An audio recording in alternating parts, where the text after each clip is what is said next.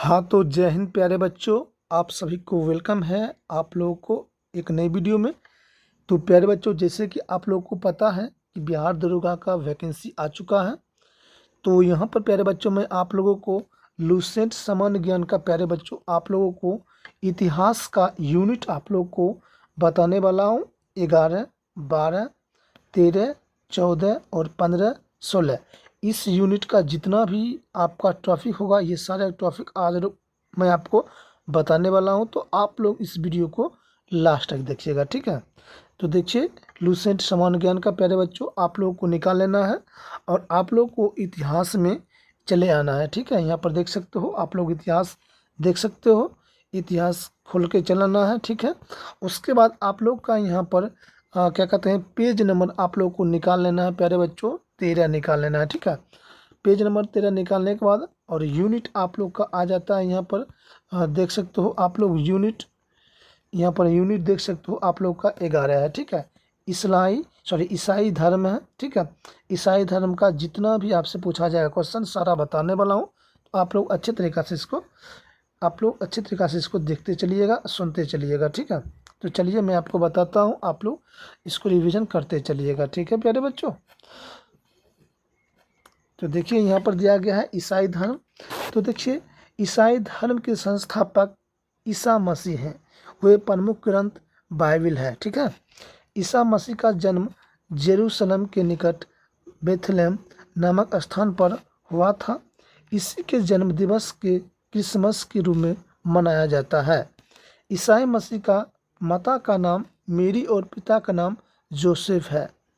ईसाई ने अपने जीवन के प्रथम 30 वर्ष एक बढ़ई के रूप में बेथलेहम के निकट जार नाजरेथ इजराइल में बिताया था।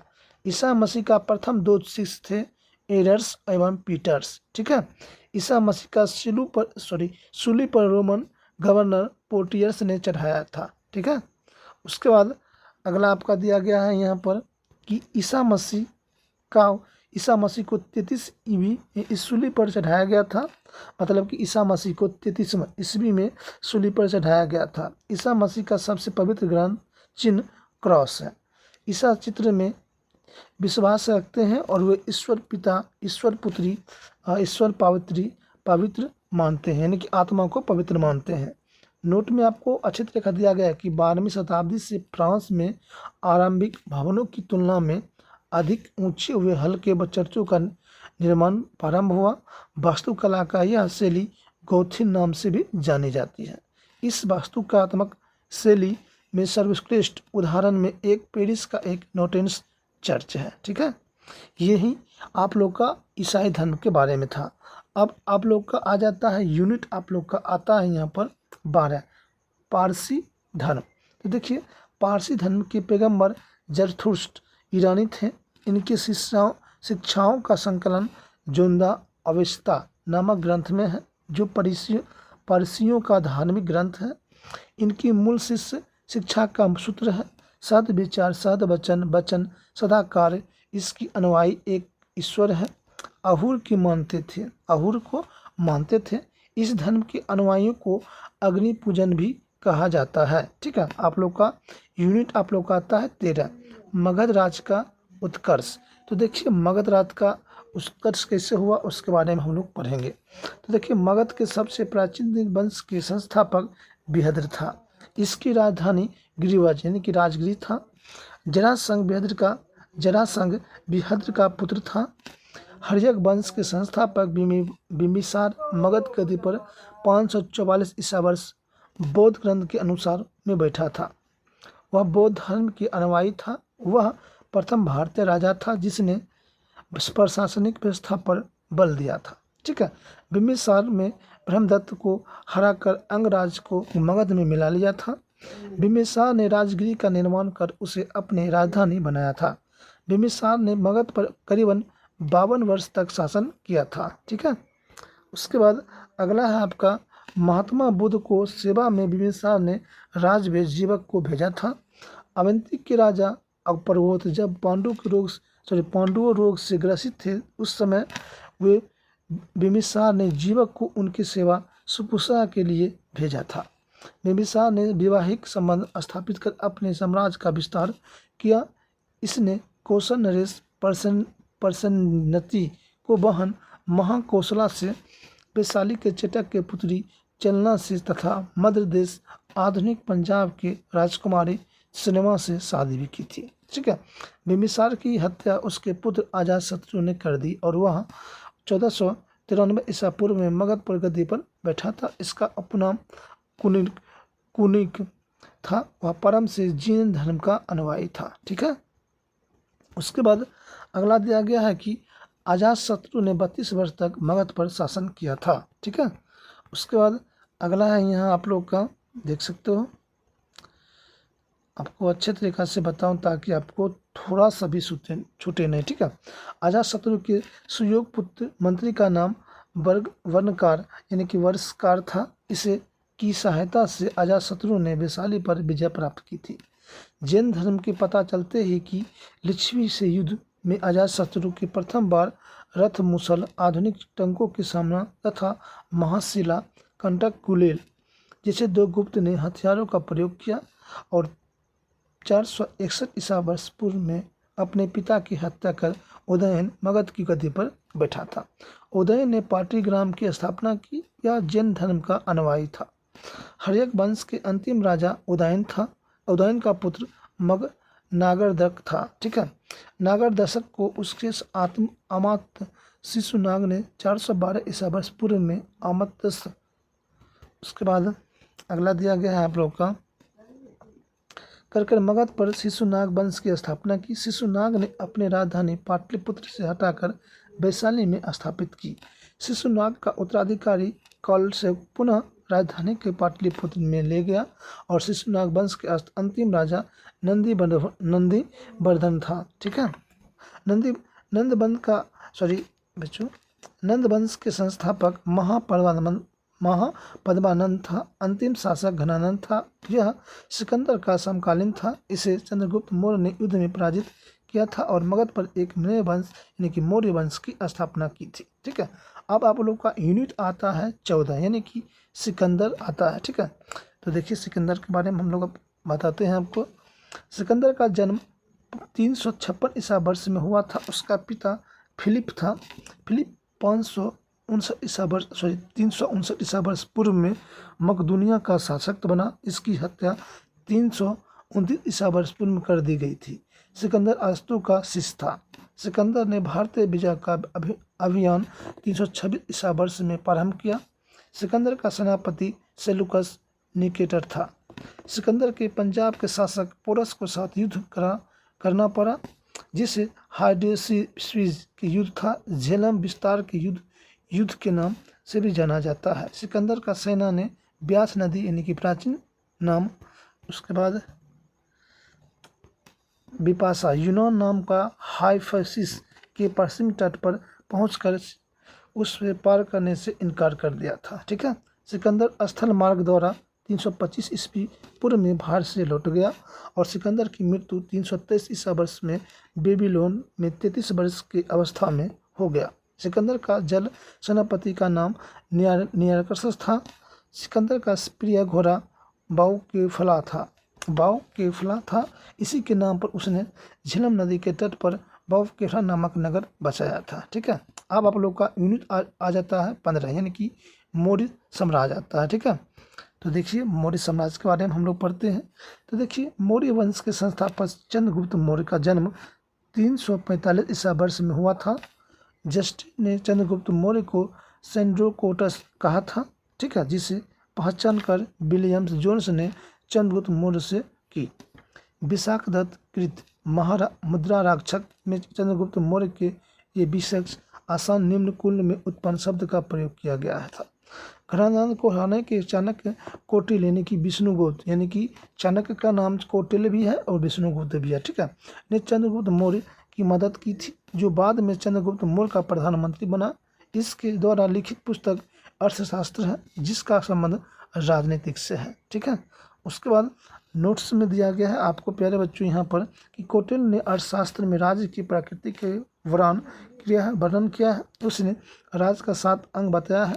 अंग है स्वामी, अमात्य, जनपद, तुर्कोस, दंड या सेना और मित्र, इससे ही सप्तांग कहते हैं। चंद्रगुप्त मगध की राजधानी गद्दी पर 322 ईस्वी पूर्व में बैठा और चंद्रगुप्त जैन धर्म के अनुयायी भी था।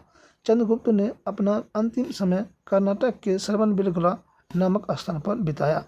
चंद्रगुप्त ने 305 ईसा पूर्व में सेलुकस निकोटस को हराया भी था। ठीक है, उसके बाद अगला दिया गया है यहाँ पर, सेलुकस निकोटस ने अपने पुत्री कर्नलिया को शादी चंद्रगुप्त मौर्य के साथ कर दी और युद्ध की संधि शर्तों के अनुसार 4 प्रांत कायबूर, कंधार, हेरात एवं मरकाना चंद्रगुप्त मौर्य को दिया। चंद्रगुप्त मौर्य ने जैनी गुरु भद्रबाहु से जैन धर्म की शिक्षा भी ली थी। ठीक है, उसके बाद अगला गया है आप लोग का आता है पेज नंबर 14 आ जाता है। यहाँ पर दिया गया कि मेगास्थनीज सेलुकस निकटस का राजदूत था जो चंद्रगुप्त के दरबार में भी रहता था। मेगास्थनीज द्वारा लिखी गई पुस्तक इंडिका है। मेगास्थनीज के अनुसार सम्राट का जनता के सामने आने का अवसरों की शोभा यात्रा के रूप में अजनसन जश्न मनाया जाता है। उन्होंने एक सेना के पालकी में जाया जाता है। इसके अंगरक्षक सेना और चांदी से अलंकृत हथियार पर सवार रहते हैं। कुछ अंगरक्षक पेड़ों के लेकर चलते हैं, यानी कि पेड़ों को भी लेकर चलते हैं। इन पेड़ों पर प्रशिक्षित तोता का झुंड रहता है जो सम्राट को सिर के चारों तरफ चक्कर लगाता रहता है। राजा सामान्यतः हथियार बंद महिलाओं से घेर होते हैं। उनके खाने के पहले, उसके बाद अगला है आपका कि खास नौकर उसे खाने का चखते हैं। वे लगातार 2 रात एक ही कमरे में नहीं सोते हैं। पाटलिपुत्र के बारे में, पाटलिपुत्र एक विशाल प्राचीन से घिरा है जिसे 570 बुर्ज और 64 द्वार हैं। 2 और 3 मंजिल वाले घर लकड़ी और बकच्ची ईंटों से बने हैं।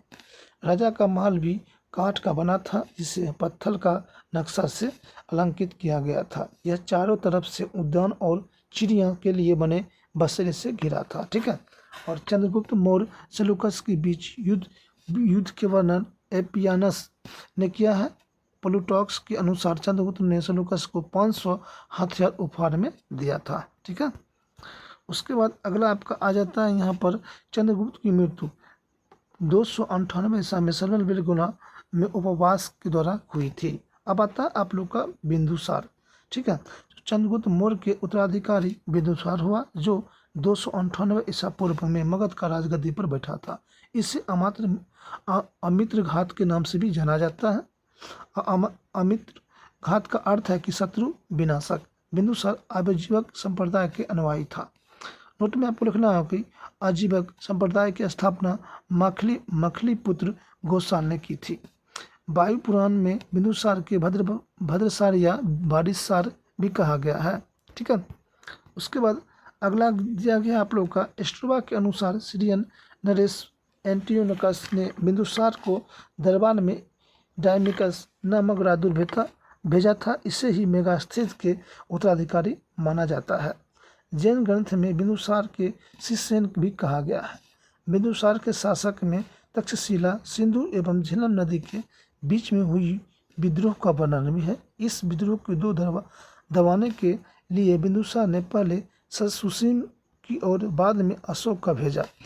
एथिलियन के अनुसार बिंदुसार ने सीरिया के शासक एंटियोकस वन से मंदिर, सूखे अंजीर एवं एक दार्शनिक भेजने की प्रार्थना भी की थी। ठीक है, उसके बाद अगला दिया गया है यहाँ आप लोग का बौद्ध विद्वान तारनाथ में बिंदुसार को 16 राज्यों का विजेता बताया। बिंदुसार के सभा में 500 सदस्यों वाली एक मंत्रिपरिषद थी जिसका प्रधान खल्लाटक था। ठीक है, अब आता है आप लोग का अशोक आता है। बिंदुसार का उत्तराधिकारी अशोक महान हुआ जो 269 ईसा वर्ष पूर्व मगध की राजगद्दी पर बैठा। अशोक की माता का नाम सुबदागिरी था। दिव्यावरदान के अनुसार राजगद्दी पर बैठने के समय अशोक अवंती की राज्यपाल था। ठीक है, उसके बाद अगला दिया गया है यहाँ पर आप लोग का देख सकते हो अच्छे तरीक़ा से कहा गया है इसमें कि मारक्की गुजरते नेतृत्व में उरेर गांव के लेखों में अशोक का नाम अशोक मिलता है। अशोक के इतिहास हमें मुक्त उसे अभिलेखों से ही प्राप्त अवज्ञात होता है। इससे अभिलेखों को निम्नलिखित भागों में विभाजित किया गया है: शिलालेख, स्तंभ लेख और महालेख। नोट में दिया गया है कि D.R. भंडारकर जैसे इतिहासकार अभिलेखों के आधार पर ही अशोक का इतिहास लिखने का प्रयास किया गया था। ठीक है, उसके बाद यहाँ पर देख सकते हो कि मौर्य प्रांत और राजधानी, उत्तरापद का हो जाएगा तक्षशिला, अवंती राष्ट्र हो जाएगा, उज्जैनीय हो जाएगा, कलिंग हो जाएगा, तोसली हो जाएगा, दक्षिण पथ हो जाएगा, सूर्यगिरी हो जाएगा, परसी हो जाएगा, आप लोग का पाटलिपुत्र हो जाएगा। ठीक है, उसके बाद इधर दिया गया है आप लोग का देख सकते हो, अगला थोड़ा जूम कर देते हैं। ठीक है, देख सकते हो यहाँ पर। ठीक है प्यारे बच्चों, यहाँ पर देख सकते हो आप लोग कर्नाटक के कलिंग कलाबुरगी जिले में चित्तारपुर तालुक के करनगहल्ली में प्रांत अवंतर मूर्तिशिल रिलीफ स्कल्पचर शिलालेख में अशोक के प्रत रूपचित्र के मध्य और साथ रणनीय अशोक राजा अशोक उल्लिखित है। ठीक है, उसके बाद अगला दिया गया है नोट में आप लोग को कि करगहल्ली भीमा नदी के बाएं तट पर स्थित है। भव्य अभिलेख में अशोक के स्वयं के मगध के राजा बताया है। पुराणों में अशोक के अशोक वर्धन भी कहा गया है।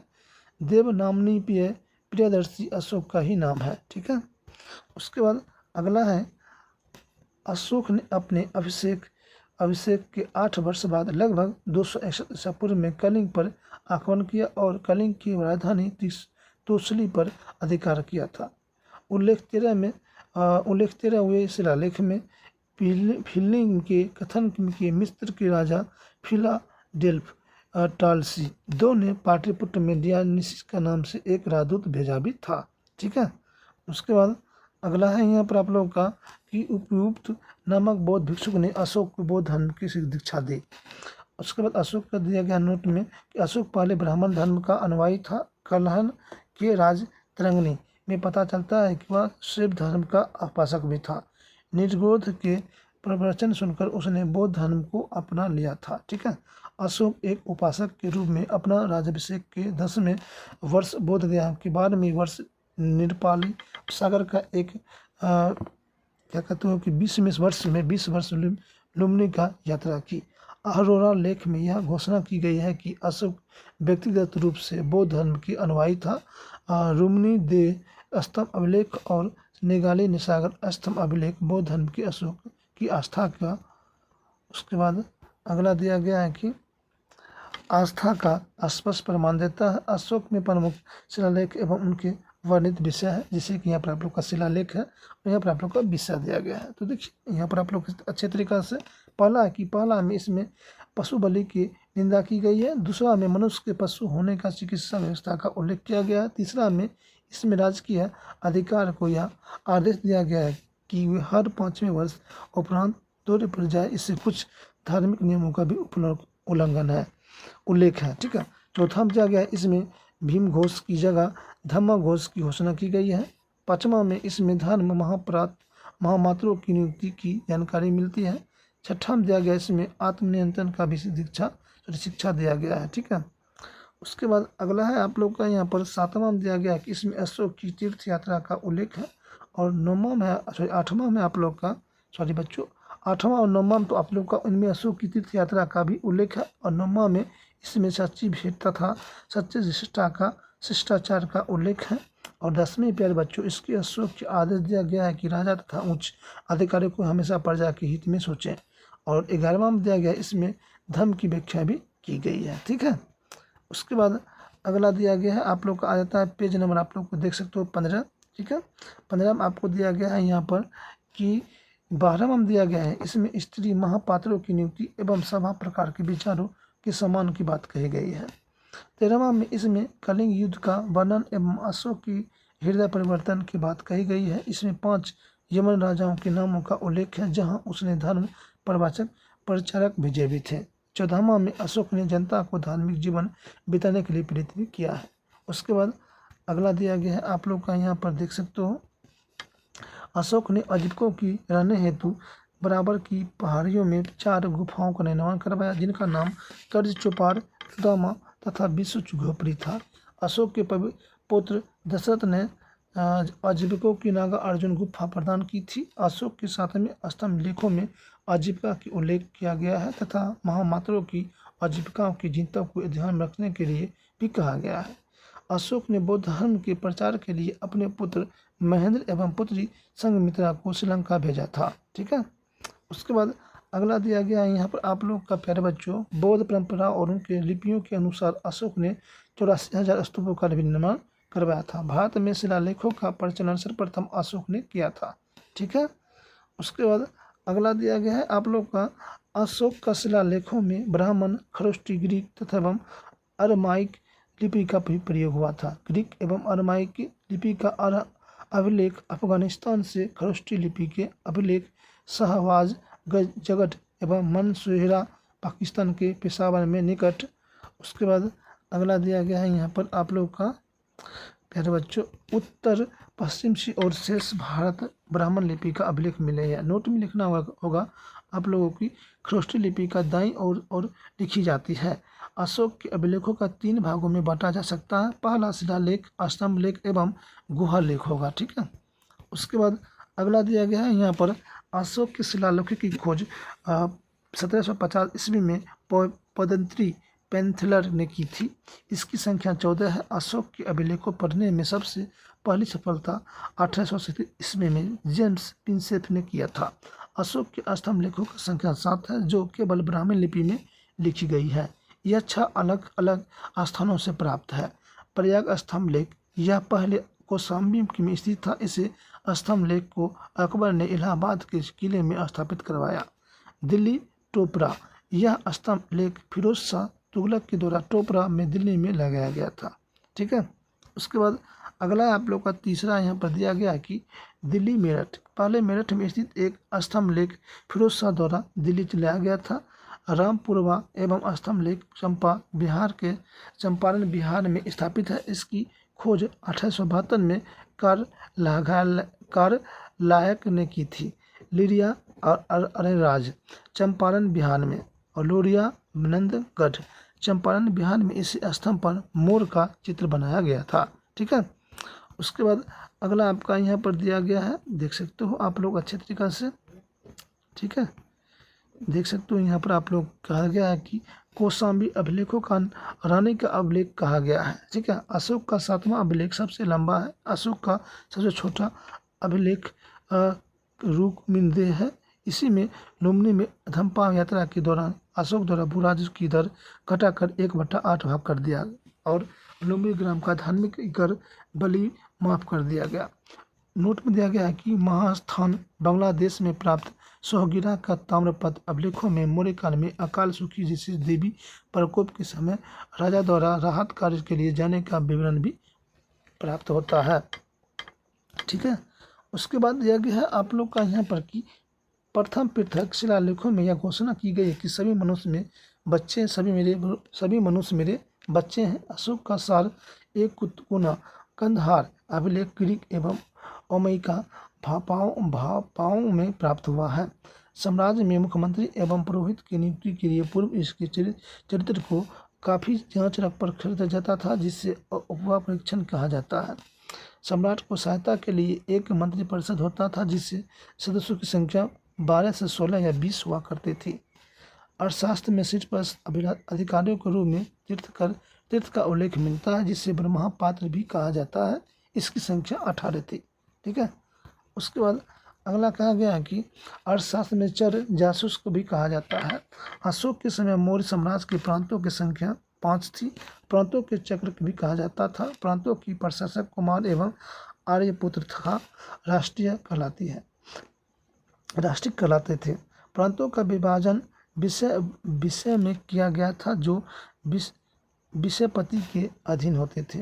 प्रशासन की सबसे छोटी इकाई ग्राम थी, जिसकी मुखिया ग्रामिक कहलाते थे। ठीक है, उसके बाद अगला है आप लोग का कहा गया है कि प्रशासन में सबसे छोटा गोप था, जो 10 ग्रामों का शासक संभालता था। मेगास्थनीज के अनुसार नगर का प्रशासनिक 30 सदस्यों का एक मंडल करता था, जो 6 समितियों में विभाजित था।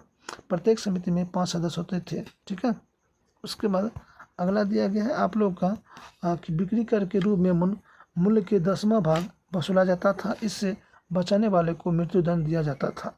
मेगास्थनीज के अनुसार एग्रोनोमैया मार्ग निर्माण अधिकारियों था।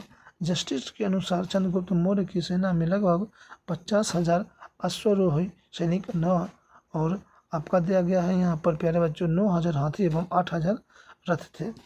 जस्टिस नामक यूनानी लेखक के अनुसार चंद्रगुप्त ने 6 लाख की फौज में सारे भारत को विरोध दिए। यह बात सही भी हो सकता है और नहीं भी, लेकिन यह सही है क्योंकि चंद्रगुप्त ने पश्चिमी तौर भारत के सेल्यूकस को गुलामों से मुक्त किया।